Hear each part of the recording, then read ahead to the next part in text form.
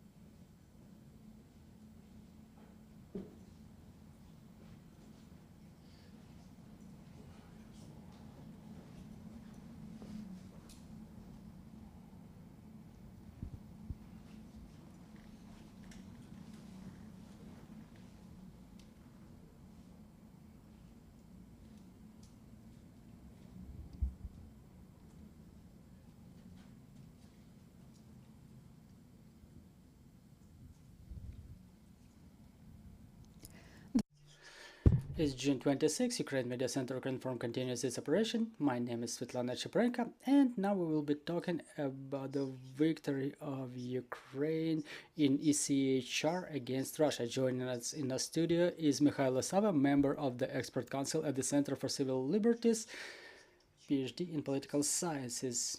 Good morning, good afternoon.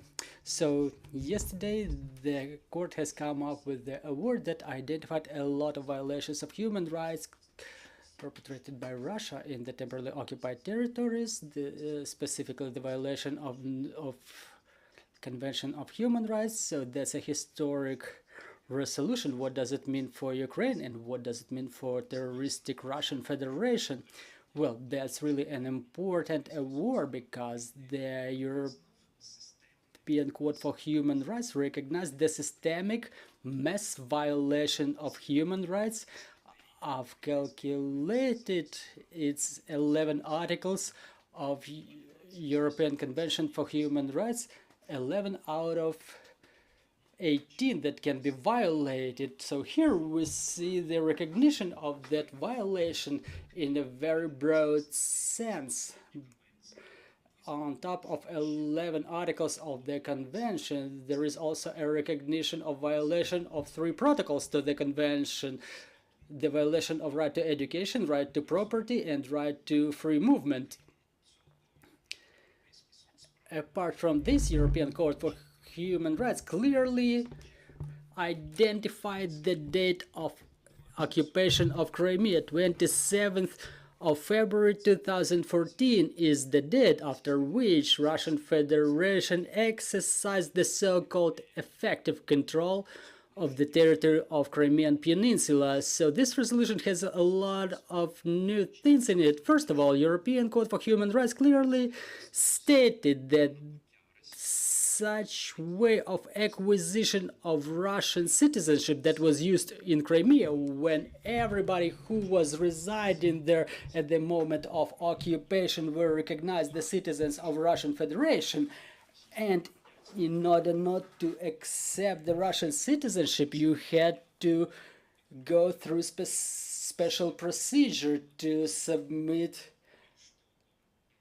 an application not to get the Russian citizenship. So all those things were illegal. And talking about the establishment of government authorities of Russian Federation in Crimea, in opinion of ECHR, is a violation of a right to fair and just court. So really, from the point of view of international law, it's a revolutionary resolution, but it has political implications too, because, for example, a judge representing Azerbaijan was voting for this resolution. Let me remind you, it was adopted by an extended chamber of the ECHR that includes 17 judges, each representing a different country, and the resolution was unanimous. Even the Azerbaijani judge supported it, which says about the extension of geography of isolation of Russian Federation. And talking about the perspective, this resolution is like a second article or second phase of 3 acts. The first act was recognition of acceptability of this resolution for Ukraine. It happened back in 2021, and now we have the finalized second act, and the third act would be the identification and calculation of losses and resolution about reimbursement. So given the existing amount of violations according to my calculations, when it comes to calculation of losses, it will be not in millions but in billions of dollars, where our enemy continues spreading the narrative about Crimea being joined with Russia in a peaceful way. Does this resolution debunk this myth?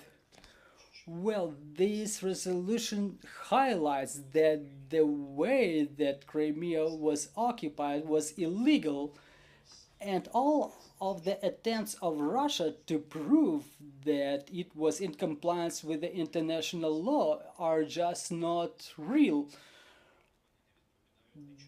They do not correspond with the reality, they do not correspond to international law.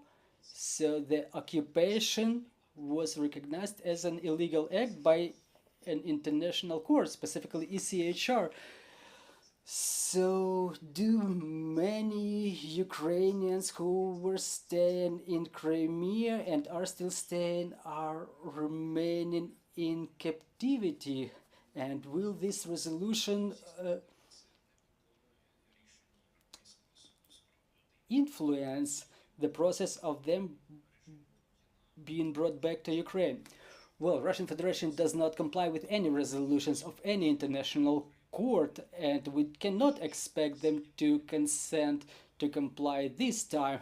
For example, there is a provision that says that Russia is supposed to bring back all of the prisoners to Crimea, those who were moved to other parts of Russian Federation, and I have serious doubts about this provision to be fulfilled by Russian Federation.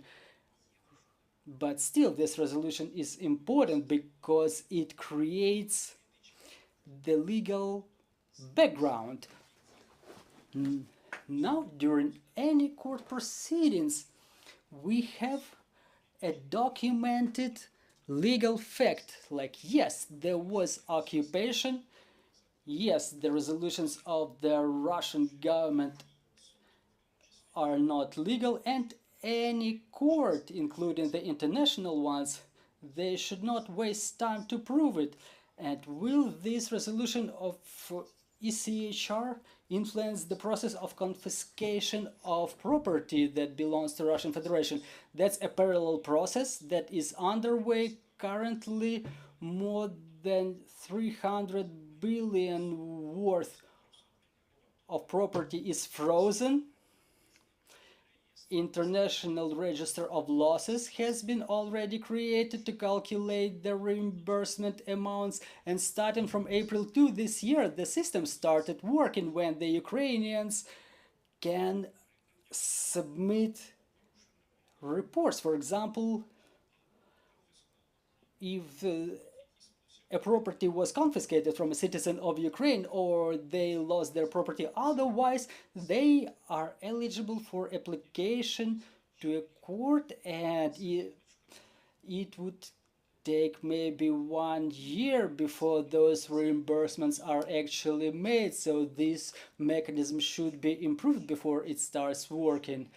Yesterday there was another important resolution taken. The International Criminal Court issued the warrant for arrest of Shoigu and Gerasimov. Why has it happened just right? Well, International Criminal Court is a court with a very high standard of evidences. To approve a resolution, this court has to study sometimes not thousands but tens of thousands of documents and interrogates thousands of witnesses. So one way or another, that's a long process. And the warrants for detention of Shoigu and Gerasimov were issued based on the events that happened